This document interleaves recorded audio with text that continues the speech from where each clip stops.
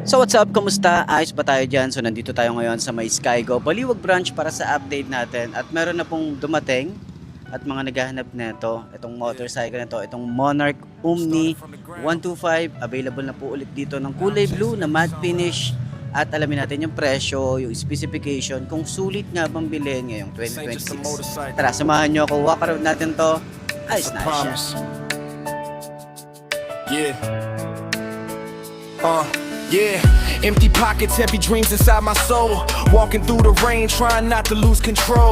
People judge my ride, said I'd never reach the sky, but they never saw the fire that was burning in my eyes. Every scratch upon the paint tells a different story. Not about perfection, it's about surviving the journey. Every mile I ride is another lesson learned. Every bridge I cross was another fear I burned. I don't need a crown.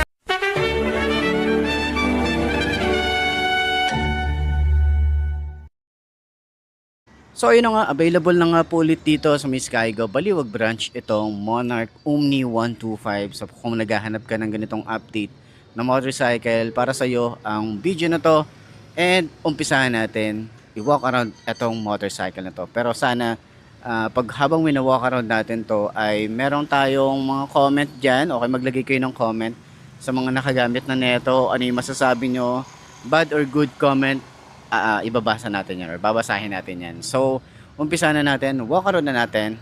Ayos na ayos yan. So ayun na nga, sa front nya meron tayong malaking design din dito, no? Mga pangkaraniwan na talagang pang scooter, halos ganito yung forma. Meron tayong black and blue matte finish na combination dito rin sa baba, 'di ba? Napaka-unique nung kanyang design. Ibang-iba talaga eh, para talaga siyang Wall-E. Alam mo yung movie na Wall-E, medyo matanda na kasi ako, kaya yun lang din ang alam kong movie na mga parang cartoon. So yun yung na-imagine ko dito. Mukha nga rin siyang Pokemon eh. So ayan, meron tayong logo ng Monarch, tapos may parang carbon fiber finish dito, may mga sharp design din. Kagandahan is naka projected lamp, high and low, nandiyan na rin yan. Meron tayong daytime running light dito.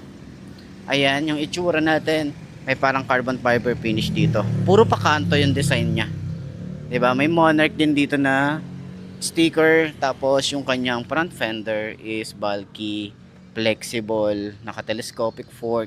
Meron tayong single disc brake, dual path caliper.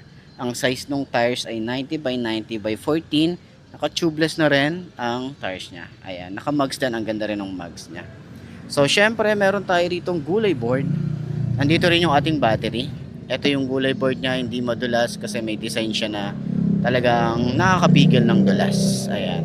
So wala tayong side stand kill switch dito, and yung ating panel gauge is naka-digital na rin. Ayan, makikita natin dito is speedometer, odometer, RPM, may RPM dito. Ayan, yung nai-imagine ko lang dito. Meron ako nakikitang parang pattern na. So may Monarch na logo. Signal light ba? Asa may signal light niya? Wala rito, hindi ko makita eh. So sa mga switches niya, sumasabay din. Ang dami nangyayari dito sa kanyang panel gauge, 'di ba? Itong handlebar niya, ang daming mga pakanto na design. Ma-appreciate mo yung mga maliliit na details niya. Maganda talaga siya kapag nalinisan eh, 'di ba? So meron tayong hazard switch, park light, headlight, electric starter. Meron tayong high and low, busina, signal light, and meron tayong USB charging port dito, dalawa na yan, Type A and Type C. And sa grip niya, makapit. Throttle natin dito, mababaw. Lever natin, manipis lang yung side na to. Smooth naman. Dito rin, smooth lang din. Okay, so pagbaba, meron tayong utility hook. Yung ating susi. Ito yung tsura. May shutter lock na rin tayo rito. Seat dito rin binubuksan. Meron tayong side pocket, malalim din yung etong side na to, malalim. Dito sa side hindi siya malalim, mababaw lang. Ayan. So sa upuan, maganda rin yung upuan. May mga stitches tayo rito, kulay red din dito. Tapos sobrang kapal din ng foam na ginamit, and then malambot hanggang dito sa ating OBR. And dito naman meron tayong helmet hook, and then malaki din yung compartment natin, parang kasya dito, half face eh. Ito naman yung tsura ng ating gas tank. Ayan. So nandito na rin to, oh. 'Di ba? mamamonitor mo na din yung gas tank mo. So, ayan. Meron tayong grab bar, matte finish, kulay black naman yan.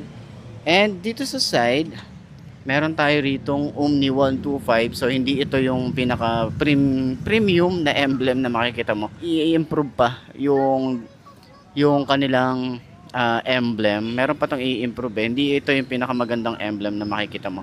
Pero, yan. Ito na yun eh. 'Di ba?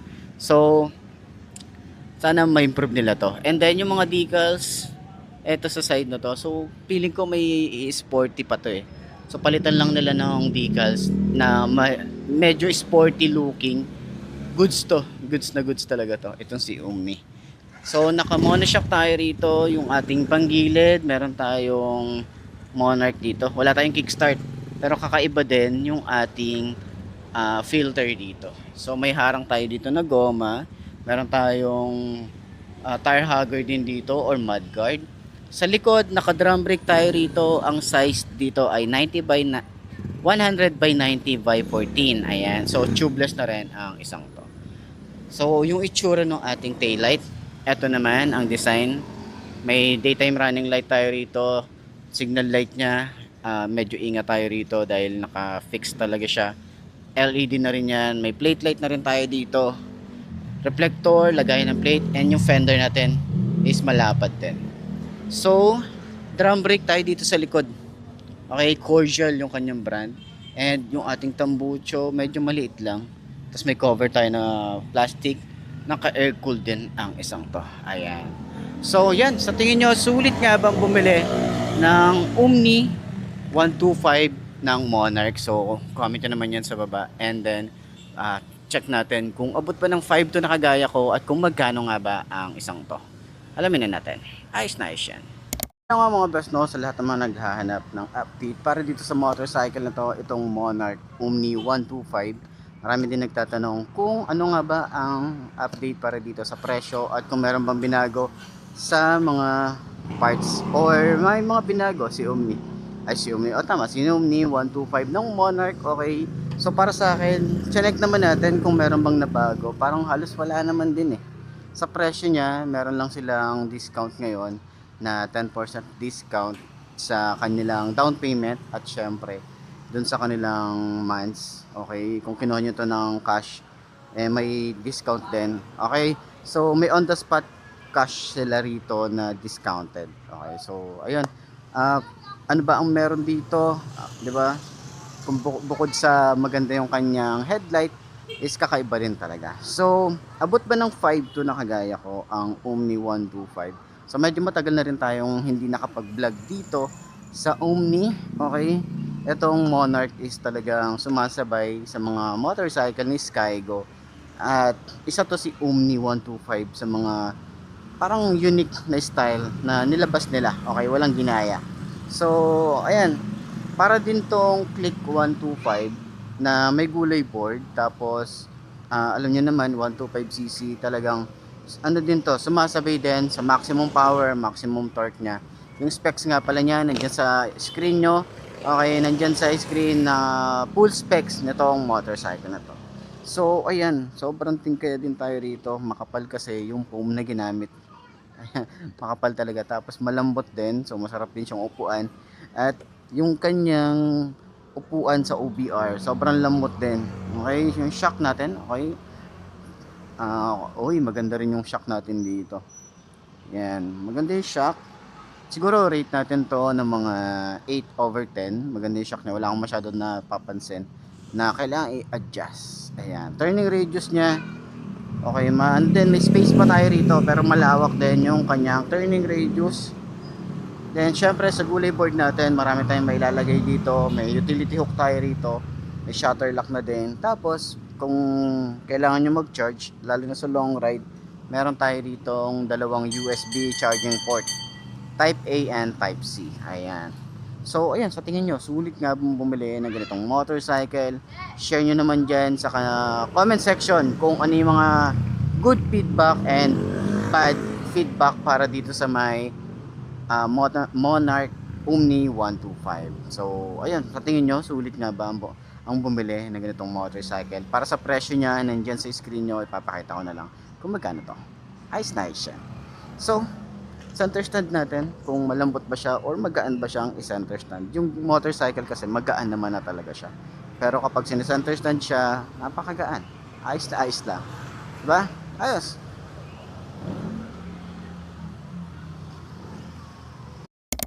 So yun na nga mga best no, sa lahat ng mga nagtatanong kung magkano nga ba ang ganitong motorcycle, ilalagay ko sa screen nyo kung magkano nga ba to, yung cash niya at yung hulugan.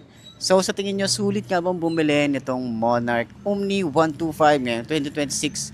Comment nyo naman yan, at para sa lahat ng mga nakagamit na ng ganitong motorcycle, baka pwede nyong i-share dyan sa comment section. Ano nga ba yung mga naging experience nyo sa motorcycle na to?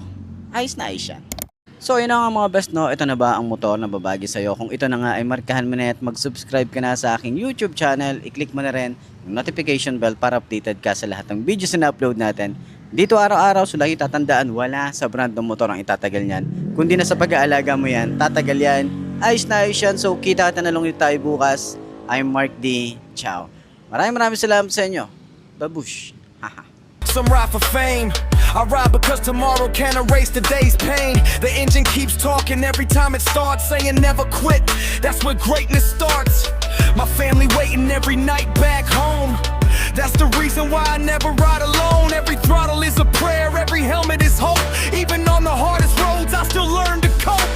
Look beyond the brand, look deeper than the chrome. Real success is making sure your loved ones make it home. A motorcycle can't change who you are inside, but it can carry the dream you refuse to hide.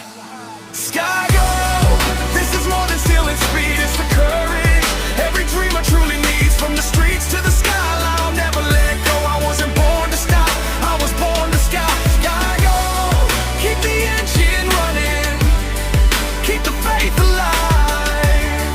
Every road has a purpose, just ride.